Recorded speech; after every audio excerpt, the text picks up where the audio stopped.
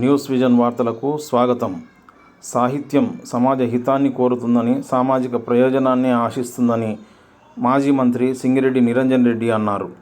నాగవరం బాలరాం రచించిన రిఫ్లెక్షన్స్ అనే పుస్తకాన్ని మాజీ రాజ్యసభ సభ్యులు రావుల చంద్రశేఖర్ రెడ్డి, డాక్టర్ భూపేష్ కుమార్, బి లక్ష్మయ్య, పలుస శంకర్ గౌడ్లతో కలిసి ఆవిష్కరించారు. ఈ సందర్భంగా శంకర్ గౌడ్ అధ్యక్షతన జరిగిన కార్యక్రమంలో నిరంజన్ రెడ్డి మాట్లాడారు. బాల్యం నుండి తనకు బాలరాంతో గల అనుబంధం చాలా ఉపయోగపడిందన్నారు. బాలరాం ఆలోచన విధానాన్ని, రచనా శైలిని ఆయన ఈ సందర్భంగా ప్రస్తుతించారు.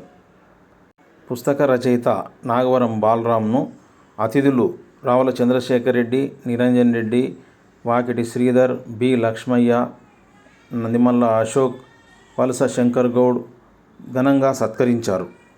ఈ కార్యక్రమంలో పట్టణ ప్రముఖులు పలువురు పాల్గొన్నారు.